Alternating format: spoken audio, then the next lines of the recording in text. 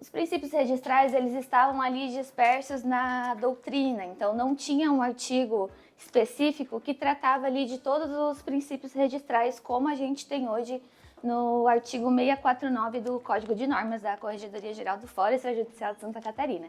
Então, com a vigência do Código ali em dezembro de 2023, a gente passou a ter esses princípios mais publicizados e reunidos em um dispositivo legal só.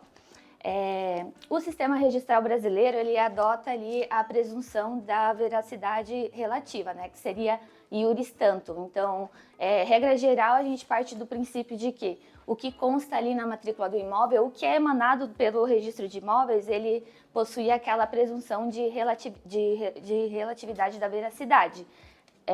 Ou seja, admite ainda assim evidências contrárias, mas se presume que aquilo de fato reflete a realidade.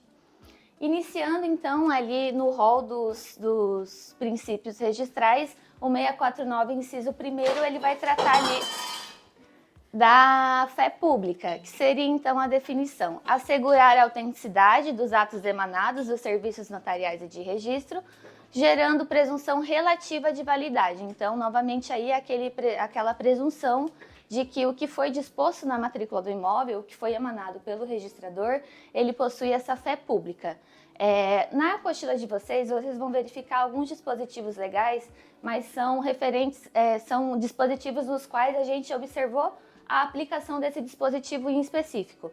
No caso, o princípio da fé pública, a gente pode observar ali no artigo 184, que seria: o tabelião ou o notário e o oficial de registro ou registrador são profissionais do direito dotados de fé pública aos quais é delegado o exercício da atividade notarial e de registro. O 713 também, que é aquele artigo que está ali na parte da qualificação subjetiva, ele vai mencionar também que o que a gente recebe, a escritura pública de compra e venda, quando a gente observa o estado civil ali do vendedor, a gente presume que de fato aquela pessoa é solteira porque o tabelião tem fé pública e ele já fez aquela verificação daquele estado civil no momento da lavratura da escritura. E também o 747, ele ilustra bem esse princípio da fé pública, que seria aqueles tokens digitais que a gente assina o documento, a certidão, o ato. Então, é mais uma presunção de que aquele ato ali foi praticado de forma correta, respeitando esse princípio da fé pública.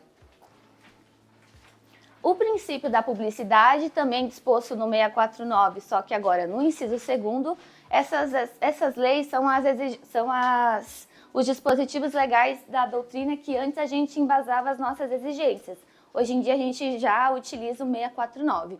O princípio, então, da publicidade seria no sentido de assegurar o conhecimento de todos sobre o conteúdo dos registros e garantir a sua oponibilidade contra terceiros.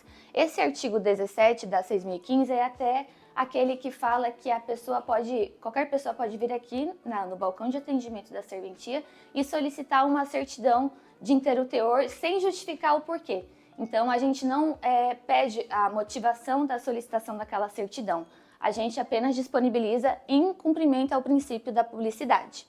O artigo 728 do Código de Normas também nos traz a aplicação prática desse princípio da publicidade, que seria naquela oportunidade que a gente averba a convenção de condomínio na matrícula do imóvel. Então, a gente está dando publicidade que existe uma convenção de condomínio registrada, que vai tratar de todos os direitos, os deveres dos condôminos, a disposição das áreas comuns, como que elas devem ser utilizadas.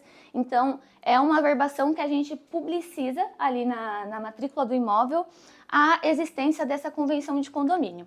O artigo 804, por sua vez, ele permite ali, além, claro, existe o rol exemplificativo, não taxativo do artigo 167 da 6.015, que vai tratar ali de todos os atos que possuem entrada no registro de imóveis. O 804, por sua vez, ele fala que para mera publicidade, a gente pode averbar a reserva legal, a área de preservação permanente. Então, a pessoa que for adquirir aquele imóvel, aquele terreno, ela já tem ciência de que existe uma área de preservação permanente naquele imóvel e que ela vai precisar zelar por aquelas questões também. O princípio da segurança jurídica, agora disciplinado no artigo 649, inciso 4º do Código de Normas, ele serve para conferir estabilidade às relações jurídicas e confiança no ato registral. Por sua vez, o artigo 291 ali do Código de Normas, ele traz ali uma eventual aplicação desse princípio da segurança jurídica, que seria, a critério do delegatário, são vedados, para fins de identificação, documentos de identidade replastificados em mau estado de conservação, que não contenham os elementos de segurança previstos em lei, ou antigos, a ponto de não mais identificar o portador pela foto. Recentemente, até eu precisei fazer o cadastro da minha firma no tabelionato de notas e o meu RG ele estava desatualizado. Eu emiti ele quando eu tinha uns 14 anos e eu não podia utilizar aquele documento para fazer meu cadastro no reconhecimento de firma. Então, seria nesse sentido, a gente precisa ter segurança jurídica de que aquela pessoa da foto do RG hoje é aquela pessoa que está ali, no caso do tabelião, fazendo o cadastro ali daquela firma, né? O artigo 707, por sua vez, a gente consegue observar que ele fala da necessidade de averbação da convenção antinupcial e do regime de bens diverso do legal na matrícula do imóvel ou direito real pertencente a qualquer dos cônjuges, mesmo o adquirindo posteriormente ao casamento. Então, é muito importante a gente fazer essa averbação desse pacto antinupcial em caso de regime diverso do legal de bens, para quando eu for adquirir um imóvel e saber que aquelas pessoas são casadas entre si pelo regime da Universal de Bens, para que eu tenha ciência que eu vou precisar da assinatura de ambos, do casal, para poder transmitir a propriedade. Então, é uma segurança a mais, porque eu sei que aquele pacto antinupcial, aquela convenção contratada entre as partes, obriga, às vezes, não só o pacto, mas o próprio regime, né, de bens, que exista aquela outorga uxória, outorga marital ali para fazer essa transmissão, essa eventual oneração. O princípio da autenticidade, previsto no 649, inciso 3º do Código de Normas, ele trata ali de estabelecer uma presunção relativa de verdade, novamente, o princípio ali da presunção de veracidade ali do ato, estabelecer uma presunção relativa de verdade sobre o conteúdo do ato registral. Então, a gente parte do princípio que o que consta ali na matrícula do imóvel, de fato, é autêntico, é aquilo que reflete a vontade entre as partes, aquilo que, de fato, o vendedor transferiu para aquele adquirente. Então, a gente presume que aquele ato ali, que aquela certidão é autêntica. O princípio da eficácia dos atos é para assegurar a produção dos efeitos jurídicos decorrentes do ato registral, previsto ali no 649, o inciso 5º do Código de Normas. Então, aquele ato seria no sentido de aquele ato ele só vai ter eficácia perante terceiros se trazido para o registro de imóveis. Então, seria nesse sentido. O princípio da oficialidade, previsto ali no 649 do Código de Normas, seria no sentido de que os atos emanados aqui da serventia, as certidões que são assinadas, o recibo que o atendente assina e fornece para o usuário, ele é assinado por aquele que detém esse encargo, essa função. Então, tudo que sai do registro de imóveis é no sentido de que a pessoa tinha aquele encargo, aquele sinal público, digamos assim, para assinar aquele documento em questão. O princípio da reserva de iniciativa, arrogação ou instância, regra geral é no sentido de que a gente só pode praticar um ato se a gente for provocado pela parte. Eu não vou registrar uma compra e venda do nada, eu só vou registrá-la se apresentada aqui a escritura pública de compra e venda para mim. Existem exceções que seriam... Quais são as exceções ao princípio da instância, reserva ou rogação? Aquelas retificações de ofício. Então, eu verifiquei que por um lapso eu deixei de transportar uma casa, que estava no registro anterior, para a matrícula atual. Então, foi um equívoco meu no momento de analisar esse documento. Então, eu não preciso ser provocada pela parte. Eu, de ofício, posso fazer essa correção e transportar essa construção que já deveria ter sido transportada agora para a nova matrícula do imóvel. Então, a definição, né, em termos na letra da lei, seria definir o ato registral como de iniciativa exclusiva do interessado, com exceção dos casos previstos em lei e daqueles que sejam consequência do pedido principal. Uma questão que o Código de Normas trouxe para a gente foi o requerimento tácito, que seria no seguinte sentido, se a parte nos apresenta uma certidão de casamento, eu não teria outro ato a fazer senão averbar o casamento daquela pessoa. Então, eu não preciso de requerimento nesse sentido. No Código de Normas, a gente pode observar a aplicação desse artigo no 683, que seria justamente a aplicação desse requerimento tácito. Salvo quando a lei exigir de forma diversa, o oficial julgar necessário para esclarecer o alcance pretendido pelo interessado, o requerimento para a prática de atos no registro de imóveis será tácito, bastando para fins de cumprimento do princípio da instância e rogação a apresentação do título e a identificação do apresentante, que poderá ocorrer mediante declaração verbal ou eletrônica. O princípio da legalidade, que possui por definição impor prévio exame da legalidade, validade e eficácia dos atos, está previsto no 649, no inciso 8 do Código de Normas, e seria no sentido de que a gente pratica um ato, emite uma certidão, atende o usuário, atendendo todos os dispositivos legais, municipais, estaduais, federais. Então, nada é feito aqui no registro de imóveis sem que esse exame de legalidade seja feito. No caso do setor de registro, seria aquela qualificação registral. A gente precisa verificar se a certidão fiscal municipal foi apresentada, e essa questão de analisar, então, esses requisitos legais e praticar o ato com maior segurança. No Código de Normas, a gente consegue observar a aplicação desse princípio da legalidade no 989, que seria ali na seção ali da retificação diária. E esse artigo, ele menciona ali sobre a dispensa da assinatura de confrontantes no mapa. A gente pode dispensar desde que sejam cumpridos alguns requisitos legais que ali a própria norma nos traz. Então, não necessariamente a gente vai dispensar a assinatura dos confrontantes no mapa, mas a gente vai fazer o exame da legalidade de outros requisitos a fim de possibilitar isso, né? E o próprio artigo 4º, o parágrafo 4º menciona pra gente: as exceções previstas no artigo não vinculam a qualificação positiva do título, incumbindo ao oficial de registro de imóveis qualificá-lo completamente, devendo verificar a sua validade e legalidade, tendo em vista a sua conformação com os registros anteriores, evitando lesões aos princípios que informam os registros públicos.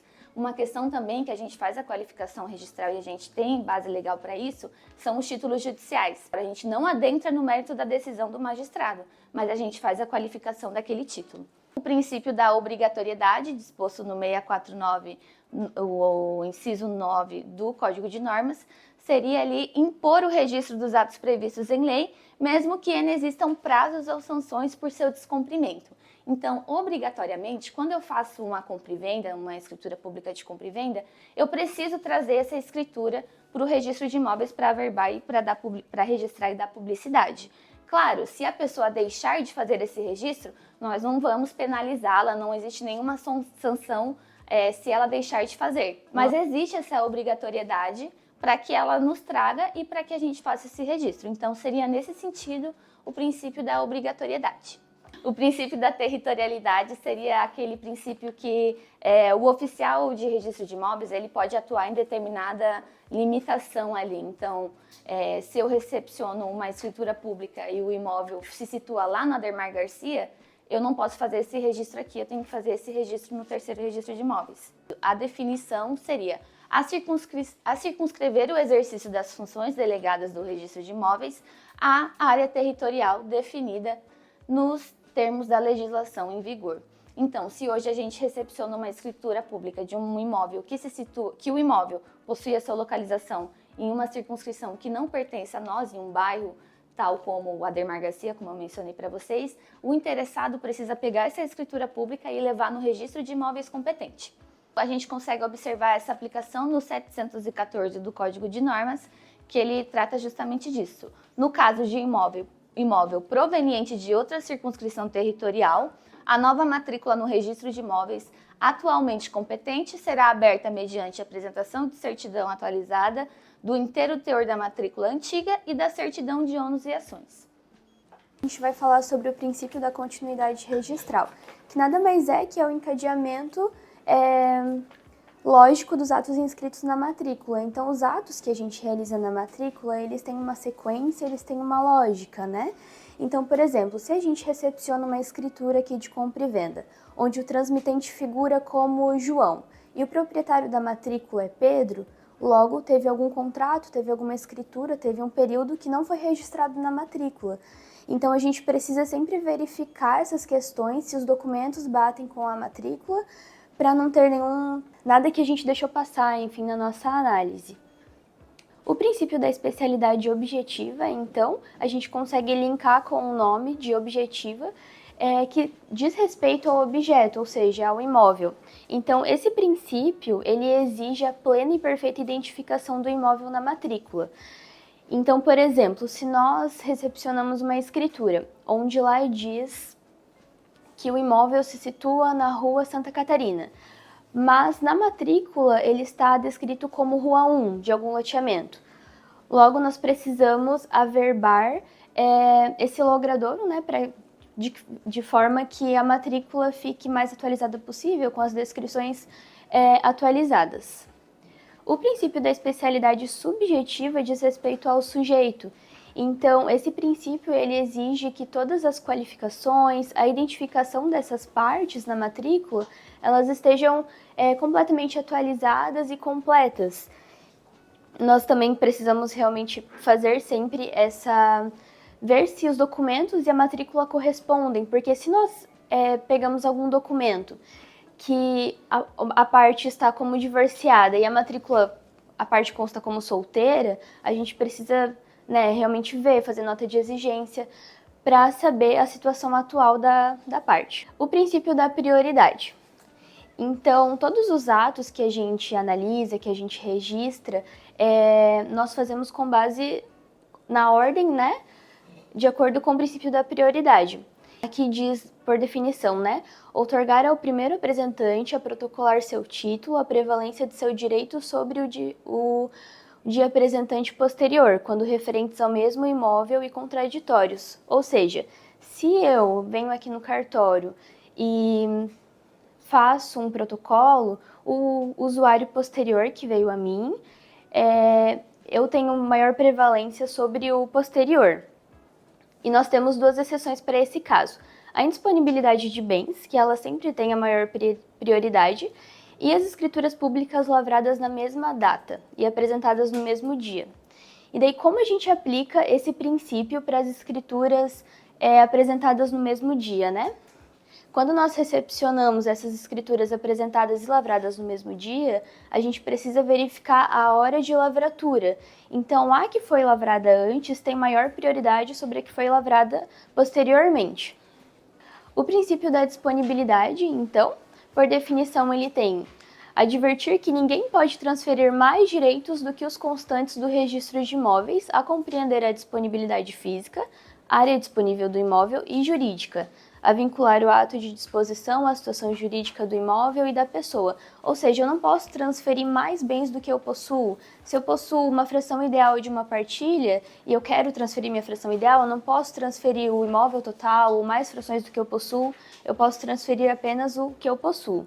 O princípio da concentração, então, ele possibilita que se averbem na matrícula as ocorrências que alterem o registro, inclusive títulos de natureza judicial ou administrativa, para que haja uma publicidade ampla de conhecimento de todos, preservando e garantindo com isso os interesses do adquirente e de terceiros de boa fé. Então, ele é muito benéfico para interessados no imóvel, até para nós aqui no registro de imóveis, porque ele dá ciência para todas as partes envolvidas do que há na matrícula, se há ações, se há transferências. Então, se o interessado no imóvel ele quer adquirir o imóvel e tem uma ação, ele vai estar ciente que tem essa ação. O princípio da cindibilidade. Então, esse princípio ele possibilita que a pessoa registre um título posteriormente ao atual que ela tem interesse. Então, se nós recepcionamos, por exemplo, um título de construção, uma escritura pública de compra e venda, por exemplo, e nessa escritura diz que há uma construção, mas na matrícula não consta essa construção, é possível que o usuário faça essa averbação de construção posteriormente, se ele apresentar um requerimento mostrando estar ciente dessa construção, e ele pode fazer isso posteriormente. Esse princípio, ele possibilita isso.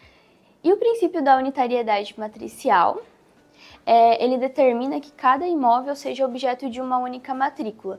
Então, anteriormente a 6.015, o registro de imóveis ele trabalhava com o fólio pessoal, ou seja, cada pessoa tinha um registro. E é muito comum hoje a gente pegar algumas transcrições onde cada fração ideal das partilhas tenha um registro e a gente fica buscando todos os registros para juntar e formar um imóvel só. E depois da 6.015, né, com esse princípio da unitariedade matricial, ele exige que cada imóvel tenha uma matrícula específica. E daí os artigos 687, 688 e 696 do Código de Normas, eles trazem as situações onde, quando deve ser aberta cada matrícula, né? Em quais situações a gente deve abrir matrícula. Então, parcelamento de solo, unificação, retificação de área, uso capião e assim por diante.